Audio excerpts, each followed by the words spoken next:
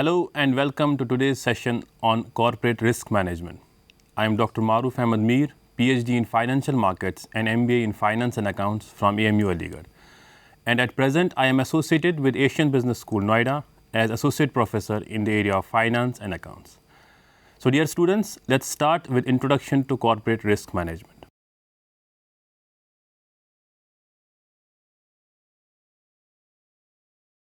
The increasing pace of change, customer demands, and market globalization all put risk management high on the agenda for forward-thinking companies. It is necessary to have a comprehensive risk management strategy to survive in today's marketplace. The management of risk is one of the most important issues facing organizations today. The following are the criteria for assessing effectiveness on the identification and evaluation of risk and control. The objectives. Number one, identification of key business risks in a timely manner. Number two, consideration of the likelihood of risks crystallizing and the significance of the consequent financial impact on the business. Number three, establishment of priorities for the allocation of resources available for. Number four, control and setting and communicating of clear control objectives. In today's climate of rapid change, people are less likely to recognize the unusual, the decision-making time frame is often smaller, and the scarce sources often aggregate the effect of unmanaged risk. The pace of change also means that the risks facing an organization change constantly, time-related. Therefore, the management of risk is not a static process but a dynamic process of identification and mitigation that should be regularly reviewed.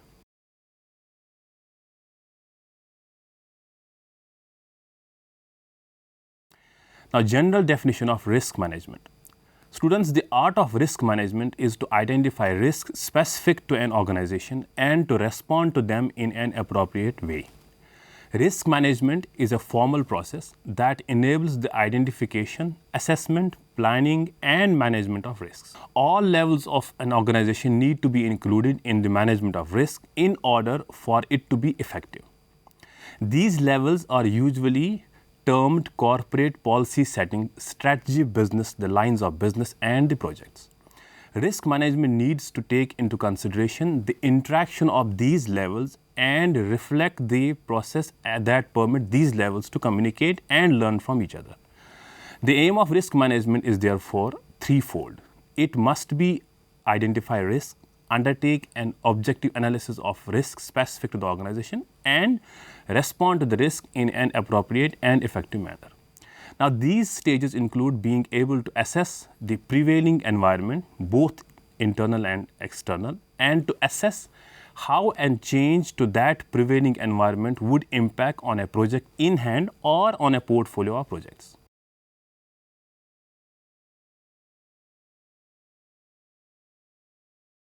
Now, students, let's discuss the concept of risk. Risk affects every aspect of human life. We live with it every day and learn to manage its influence on our lives. In most cases, this is done as an unstructured activity based on common sense, relevant knowledge, experience, and instinct. Uncertainty affects all investments. However, Uncertainty can often be considered in terms of probability provided sufficient information is known about the uncertainty. Probability is based on the occurrence of any event and thus must have an effect on the outcome of that event. The effect can be determined on the basis of an occurrence. Risk is defined in financial terms as the chance that an outcome or an investment's actual gains will differ from the expected outcomes or the returns. Risk includes the possibility of losing some or all of an original investment. Quantifiability. Risk is usually assessed by considering historical behaviors and outcomes. In finance, standard deviation is a common metric associated with risk. Standard deviation provides a measure of the volatility of asset prices in comparison to their historical averages in a given time frame. Overall, it is possible and prudent to manage investing risk by understanding the basics of risk and how it is measured. Learning the risk that can apply to different scenarios and some of the ways to manage them holistically will help all the types of investors and business managers to avoid unnecessary and costly losses.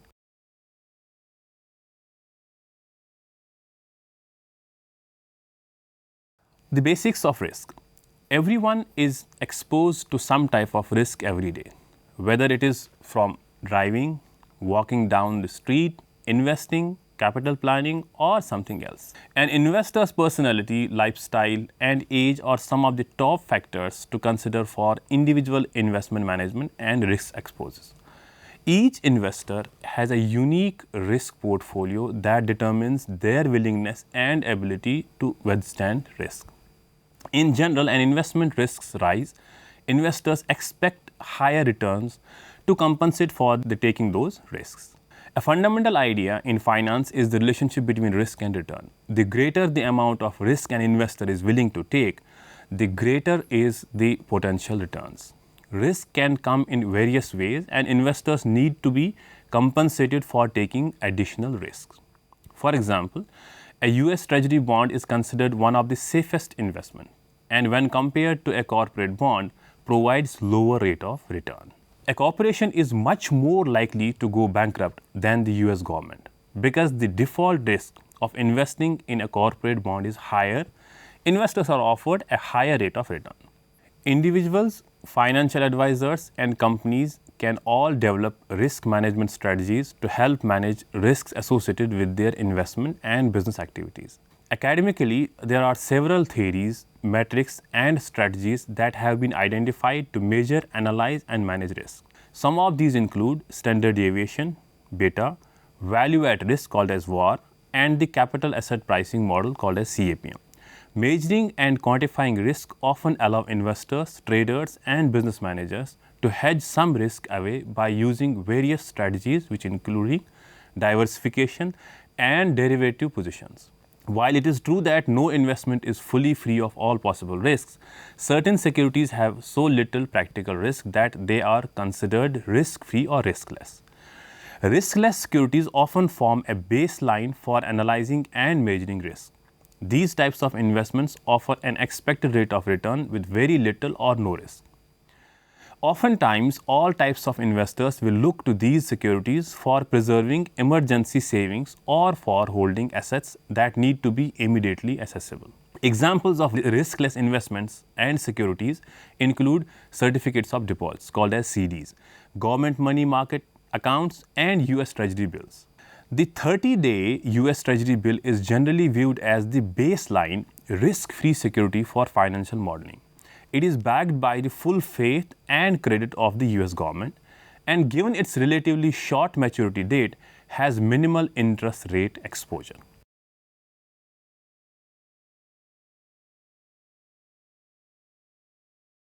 Risk and time horizon. Time horizon and liquidity of investments is often the key factor influencing risk assessment and risk management. If an investor needs funds to be immediately accessible, they are less likely to invest in high-risk investments or investments that cannot be immediately liquidated and more likely to place their money in riskless securities. Time horizons will also be an important factor for the individual investment portfolios. Younger investors with longer time horizon to retirement may be willing to invest in higher risk investments with higher potential returns. Older investors would have a different risk tolerance since they will need funds to be more readily available.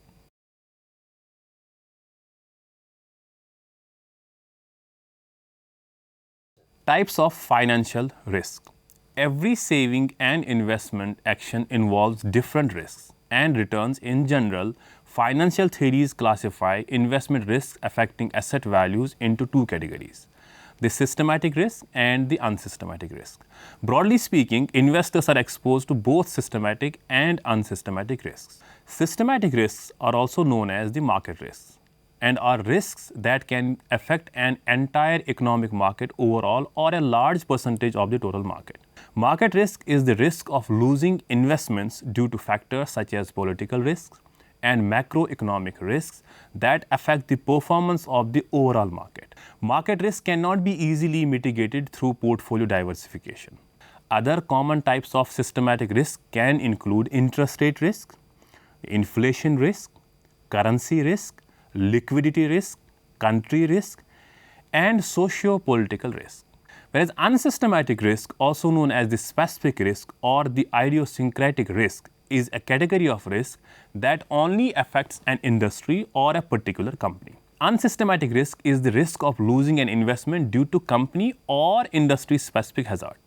Examples include a change in management, a product recall, regulatory change that could drive down company sales, and a new competitor in the marketplace with the potential to take away market share from the company. Investors often use diversification to manage unsystematic risk by investing in a variety of assets. In addition to the broad systematic and unsystematic risk, there are several specific types of risk, including the following: business risk. Business risk refers to the basic viability of a business. The question of whether a company will be able to make sufficient sales and generate sufficient revenue to cover its operational expenses and turn a profit. While financial risk is concerned with the cost of financing, business risk is concerned with the other expenses of a business and must cover to remain operational and functional. These expenses include salaries, production costs, facility rent, offices, and administrative expenses. The level of a company's business risk is influenced by factors such as the cost of goods, profit margins, competition, and the overall level of demand for the products or services that it sells. Another is credit or default risk. Credit risk is the risk that a borrower will be unable to pay the contractual interest or principal on its debt obligations. This type of risk is particularly concerned to investors who hold bonds in their portfolio. Now, government bonds, especially those issued by the federal government, have the least amount of default risk and as such the lowest returns. Corporate bonds, on the other hand, tend to have higher amount of default risk but also higher interest rates. Bonds with a lower chance of default are considered investment grade, while bonds with higher chances are considered high yield or junk bonds.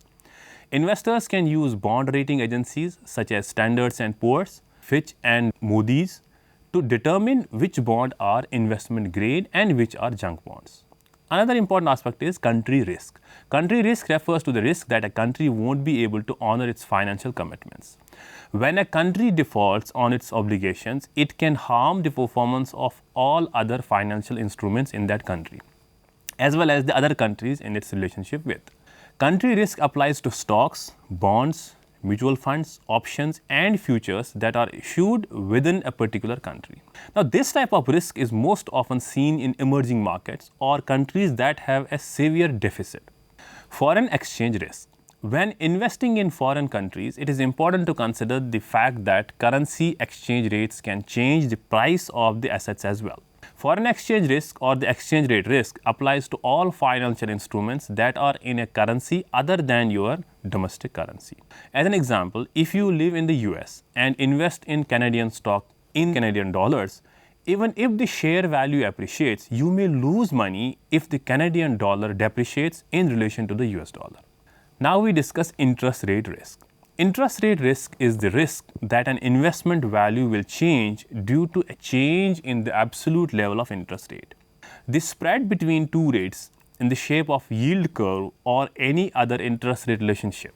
This type of risk affects the value of bond more directly than stocks and is a significant risk to all bondholders. As interest rate rises, bond prices in the secondary market fall and vice versa. Another important aspect is political risk. Political risk is the risk an investment's returns could suffer because of the political instability or change in a country. This type of risk can stem from a change in government, legislative bodies, other foreign policy markets, or military control, also known as geopolitical risk. And risk becomes more of a factor as an investment time horizon gets longer. Now, counterparty risk. Counterparty risk is the likelihood or probability that one of those involved in a transaction might default on its contractual obligation. Counterparty risk can exist in credit investments and trading transactions, especially for those occurring in over-the-counter called as OTC market. Financial investment products such as stocks, bonds, options and derivatives carry counterparty risk. Another aspect is liquidity risk. Liquidity risk is associated with an investor's ability to transact their investment for cash. Typically, investors will require some premium for illiquid assets, which compensates them for holding securities over time that cannot be easily liquidated. Let's discuss now risk versus reward. The risk return trade-off is the balance between the desire for the lower possible risk and the highest possible returns. In general, the lower level of risk is associated with lower potential returns and the higher level of risk are associated with the higher potential returns. Each investor must decide how much risk that are willing and able to accept for a desired return. This will be based on factors such as age, income, investment goals, liquidity needs, time horizon and personality. It is simple to keep in mind that higher risk does not automatically equate to higher returns. The risk-return trade-off only indicates that higher risk investments have the possibility of higher returns, but there are no guarantees. On the lower risk side of the spectrum is the risk-free rate of return, the theoretical rate of return of an investment with zero risk. It represents the interest you would expect from any absolutely risk-free investment over a specific period of time. In theory, the risk-free rate of return is the minimum return you should expect for an investment because you wouldn't expect additional risk unless the potential rate of return is greater than the risk-free rate.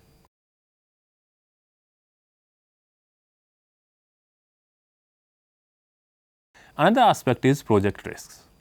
The requirement is not only to manage the physical risk of the project, but also to make sure that other parties in the project management their own risk.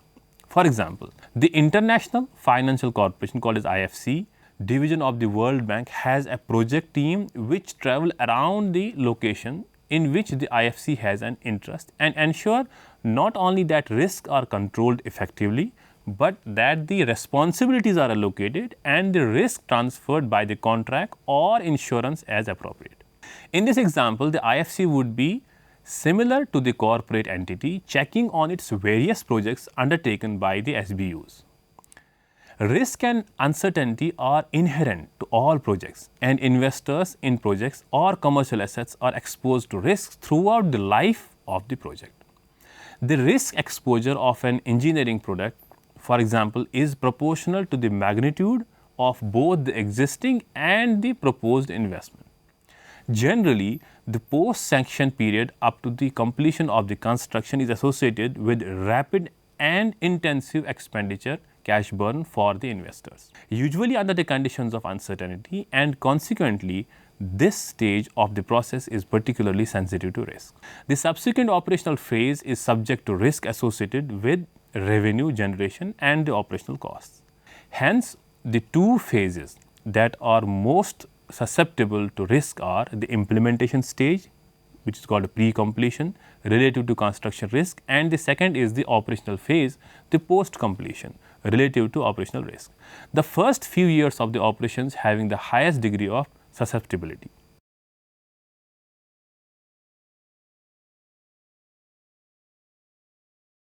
Now we'll talk about risk and diversification. The most basic and the effective strategy for minimizing risk is diversification. Diversification is based heavily on the concept of correlation and risk. A well-diversified portfolio will consist of different types of securities from diverse industries that have varying degree of risk and correlation with each other's returns. While most investment professionals agree that diversification cannot guarantee against a loss, it is the most important component to helping an investor reach long range of financial goals while minimizing their risk. There are several ways to plan for or ensure adequate diversification, which include spread your portfolio among many different investment vehicles, including cash, stocks, bonds, mutual funds, ETFs, and other funds. Look for the assets whose returns haven't historically moved in the same direction as to the same degree. That way, if part of your portfolio is declining, the rest may still be growing. Stay diversified within each type of investment. Include securities that vary by sector, industry, region, and market capitalization.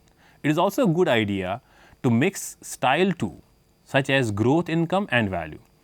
The same goes for the bonds. Consider varying maturities and credit qualities. Include securities that vary in risk.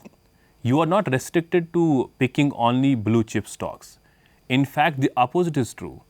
Picking different investments with different rates of return will ensure that large gains offset losses in other assets.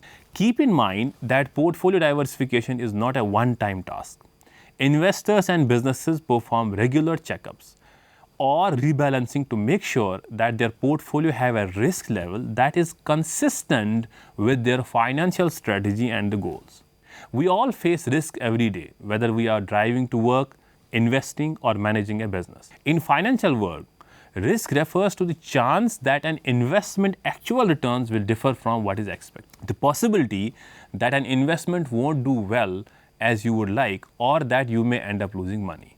The most effective way to manage investing risk is through regular risk assessment and diversification. Although diversification won't ensure gains or guarantee against losses, it does provide the potential to improve returns based on your goals and target level of risk. Finding the right balance between risk and return helps investors and business managers achieve their financial goals through investment that can be most comfortable with.